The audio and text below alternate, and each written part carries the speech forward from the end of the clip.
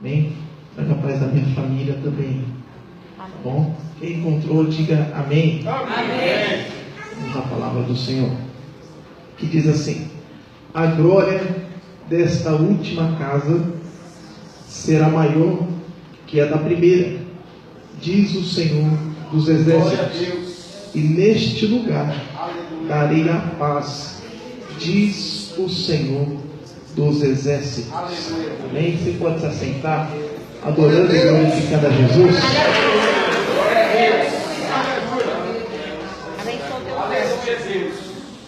Queridos irmãos, esta noite o Senhor me ministrou uma palavra no meu coração. Ainda esses dias estava meditando, orando, falando com Deus, desde quando nós recebemos o convite, e o Senhor ministrava essa palavra, que é uma palavra tanto conhecida por aqueles que são praticantes da obra do Senhor. Talvez você não pregou essa mensagem, já ouviu ela sendo pregada, ou em alguns louvores sendo ministrada. Enquanto o culto estava, nós aqui oferecemos a Deus um culto, através do nosso louvor, eu fui recebendo de Deus confirmações. Aleluia. Porque alguns louvores foi falando sobre glória, foi falando sobre a manifestação, e essa manifestação é da glória de Deus. Aleluia. Quando nós usamos esse texto lido, nós conhecemos ele muito para usar ele em um momento quando nós estamos vivenciando um segundo momento de uma grande conquista, quando estamos jubilando. Quem é que nunca usou esse versículo na sua vida, quando um dia de repente você alcançou a segunda oportunidade? Quem é que já não fez um culto e disse assim: eu tinha perdido alguém da família, eu tinha perdido uma oportunidade de emprego, mas a oportunidade ela me foi dada novamente enquanto eu buscava, clamava em meus propósitos de volta com Deus, e hoje eu posso fazer um culto de ação de graça de Deus. Estou vivendo a glória da segunda casa. Aleluia. Então é uma mensagem bem conhecida, mas eu quero trazer segundo aquilo que Deus colocou no nosso coração. O texto ele diz que o profeta Ageu, ele está falando sobre a glória da segunda casa. Então é bem verdade que existia assim a primeira casa, ou as primeiras casas. Quando nós lemos as entrelinhas da palavra do Senhor, nós vemos Deus chamando um homem por nome Moisés. E quando o escritor aos Hebreus ele diz que Deus leva Moisés aos terceiros céus em revelação em um mundo espiritual, porque Moisés tinha uma intimidade, uma comunhão com Deus diferenciada de todos aqueles que estavam escolhidos por Deus na sua era. Agora Moisés está no céu e Deus mostra para Moisés uma obra espetacular que Moisés não tinha.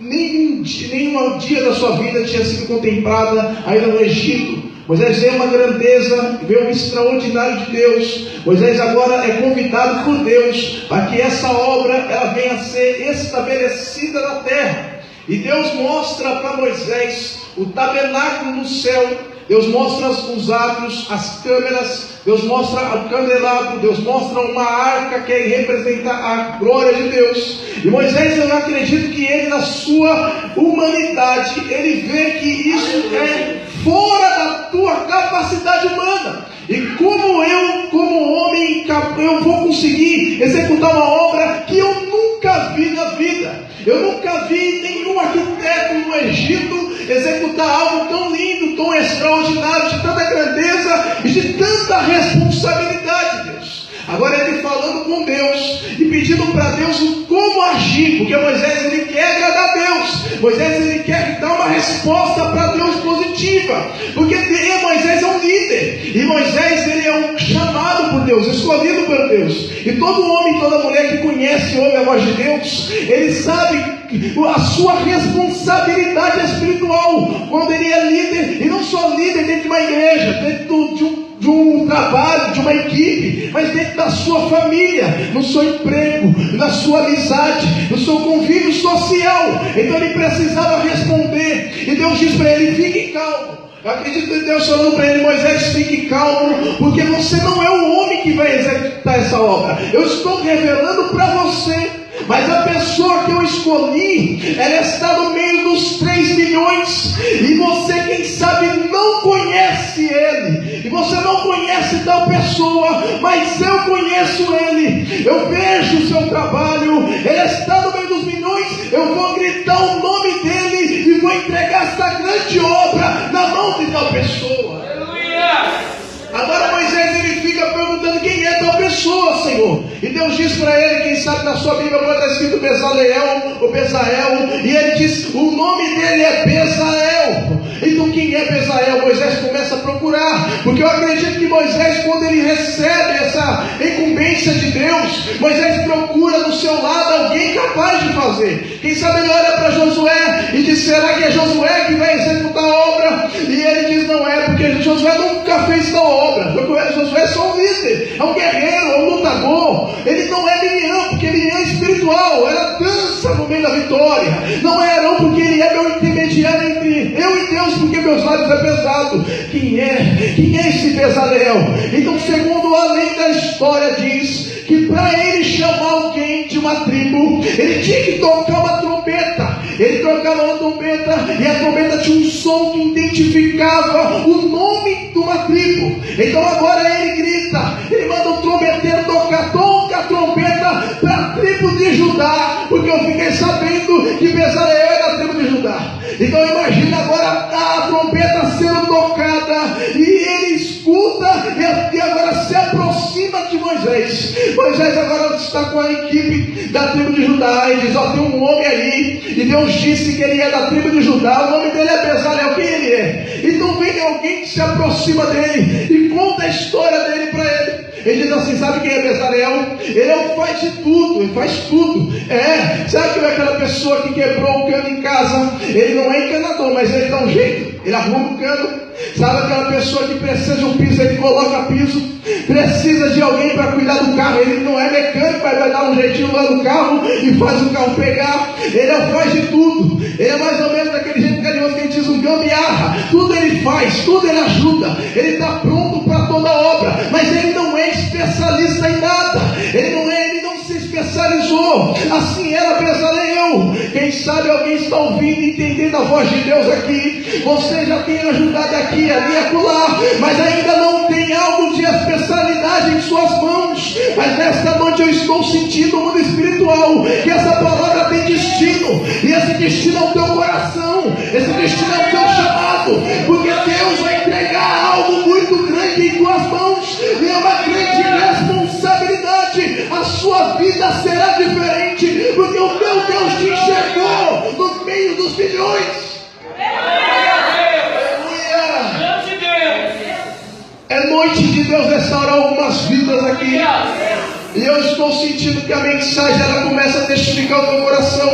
Quando Bezaleel é convidado, Bezaleel se aproxima e ele diz, olha Bezaleel, Deus disse para mim que a obra é nas suas mãos. Deus mandou entregar algo nas tuas mãos. Agora você imagina aí no seu pensamento, uma pessoa que nunca tinha feito uma casa, uma pessoa que nunca tinha feito uma tenda, e de repente Deus dá uma responsabilidade para ele fazer, quem sabe um shopping center, um edifício. Alguém que nunca foi engenheiro, não foi pedreiro, era só um servente, um ajudante geral, uma pessoa bem esforçada, de repente tem uma obra grande para fazer. Ele sente o peso da responsabilidade. Ele diz para Moisés, eu não sei como eu vou fazer essa obra. Ele diz, eu não sei como você vai fazer, mas Deus disse para mim que você é a pessoa. Deus disse para mim que você é o escolhido. Aí Deus, Ele prova que aquilo que nós dissemos há muito tempo, que Deus chama o incapacitado e Ele capacita. Ele prova nesse versículo que Bezaleel não era capaz, mas Deus não tira do espírito de Moisés, como já passou uma passagem dizendo que Ele tira do espírito de Moisés e divide para 70 homens, para capacitar do mesmo espírito de Moisés. Não, Deus não tira de Moisés, Deus tira dele mesmo e coloca em Bezaleel. E um segundo antes Bezaleel não sabia, um segundo depois Bezaleel está capacitado por Deus para executar uma obra que não existia. Deus está fazendo se materializar para a sua vida. Se você acredita diante da sua oração, aquilo que não existia, Deus está capacitando. Um segundo antes não existia,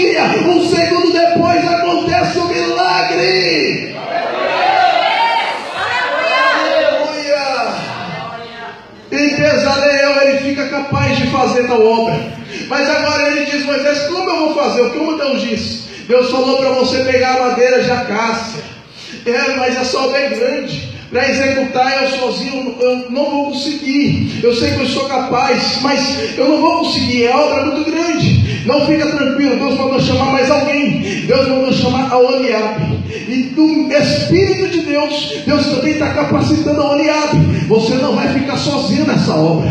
Deus está colocando alguém com o Espírito dele para te ajudar. Você não vai andar sozinha, não vai andar sozinho. Tem alguém de Deus nessa caminhada contigo. E agora ele vai e olha para a madeira, e ele olha e diz: essa madeira já estava difícil fazer tal obra, mas ainda usar essa madeira de acácia, para os especialistas em madeira, ele diz que madeira de acácia é tão ruim, é uma madeira tão ruim, que quando vai passar o serrote, se não tomar cuidado, quebra os dentes do serrote. Que quando vai bater um prego, pode entortar o prego e não entra ali na madeira, porque é madeira ruim, é madeira difícil de trabalhar. Ele falou: podia ter escolhido uma dos líbaros, cedro do Líbano, uma das melhores, resistente, firme, que não se dobra, ao invés de escolher logo a madeira de acácia. Por quê? Agora eu quero que você entenda: a madeira de acácia, ela não significa nada mais, nada menos que a minha e a tua natureza humana. A minha e a tua natureza humana, ela é falha, cheia de nós, porque a madeira de acácia tem muitos nós, é uma madeira cheia de nó, pode até cuidar bem dela, mas os nós vão sempre estar aparecendo. Os nós são as nossas falhas, nossos pecados. Aleluia. Aí alguém olha para mim, olha para você: como vai ser pregador, como vai ser cantora, como vai ser dirigente, como Deus vai usar, como vai executar tal obra, se ele é falho, se é cheio de nós? Aí o meu Jesus diz: eu sou carpinteiro verdadeiro. Eu pego madeira ruim, eu trato ela, limpo ela, e o meu nome é glorificado. Aleluia. Você não era nada, você ia para estar bonito aqui, aleluia, mas lá fora, lá atrás, ele sabe quem você sempre foi. Se não fosse a graça de Jesus, meu irmão, nós vamos sair aqui. É a misericórdia dele que nos envolveu com a tua glória. Madeira de acácia. Então ele começa a executar a obra. Ele constrói um tabernáculo, uma das obras lindas, que era desmontado, um quebra-cabeça, aonde também foi colocada a arca do Senhor, que é a arca do Senhor, segundo a história diz, que o valor que tinha do ouro que era colocado dentro da arca, que ela foi banhada por dentro e por fora de ouro, 7 vezes mais do que estava dentro valia o que estava fora, porque assim é eu e você. O que vale mais não é o meu exterior, não é o meu terno, não é só roupa, não é as nossas maquiagens artificiais. O que vale mais é o que está dentro de nós, é a presença dele, é a glória dele, é a unção dele, é ele que vale mais, é o que está por dentro. Dentro da arca havia 3 coisas: havia a vara que fortificou quando provou o chamado de Arão, ela estava lá dentro. Havia as tábuas além, que é a palavra de Deus, que era o Velho e Novo Testamento. Havia o maná, que é o pão diário, que é Jesus, o pão que desceu do céu. Aquele pão não empobrecia, como o pão que descia para eles, que era o maná. O que entrou na arca não ficou podre, assim como Jesus ele não fica podre, ele é renovado. O que ele nos dá hoje, você alimenta o dia de hoje, amanhã tem algo melhor, tem algo mais novo, tem algo mais eterno. O homem, ele se limita. Você pode até perceber que tem pessoas, que pode ser que um dia seja eu, começou a pregar, começou a cantar e cantou bem, pregou bem, lançou algo novo, que ninguém tinha ouvido, que ninguém tinha, quem sabe, recebido aquele louvor, aquela mensagem, mas o tempo vem passando. Se ele não se renovar, ele fica passado, e Deus levanta outro. Por quê? Porque é ele que é o pão não sou eu, o pão não é você, o pão da vida é Jesus. Então essa foi a primeira moradia para Deus, o tabernáculo do Senhor, construído de madeira de acácia. Mas os anos se passaram, e a Bíblia nos diz que a arca do Senhor ela se perdeu. Aleluia. Nos dias do sacerdote Eli, houve uma guerra por falta de vigilância, por falta de avivamento e por ser muito raro as revelações. Aconteceu que a arca do Senhor foi levada. Os anos se passam, chegam os dias de Davi. Davi ele vai e busca a arca do Senhor. O reinado de Saul foi marcado pelo reinado sem glória, porque ele nunca buscou a arca de Deus. Mas Davi ele busca a arca de Deus. Ele traz ela para Jerusalém. Segundo a história, se você ler em alguns salmos, eu quero que você que já leu, quem sabe você pensou, por que está escrito? Os tabernáculos de Davi. E a Bíblia não diz que Davi ele não levantou um tempo para Deus, porque Davi, segundo a história, ele reestabelece o tabernáculo que Moisés ele tinha levantado no deserto. Mas agora ele vai levar esse tabernáculo para Jerusalém, onde a arca de Deus deveria estar, para que o povo de Deus voltasse a retificar a adoração a Deus, para que o povo viesse a ser reavivado pela voz de Deus, pela glória de Deus. Ele não levanta um novo tabernáculo, ele retifica aquilo que uma hora já tinha sido levantado. Ele agora faz com que a casa de Deus volte a ser um símbolo espiritual de adoração ao Senhor. Mas ele quer levantar algo de pedra, ele quer edificar para Deus. Então aonde Deus não permite, Deus corrige ele. Deus diz que a mão dele era cheia de sangue, mas Deus permite que um dos seus filhos, chamado Salomão, ele viesse levantar uma casa para Deus. Então a Bíblia nos diz, se você quiser saber mais detalhes da história, em 1 Reis capítulo 6, você vai ler na sua casa, você vai ver que ali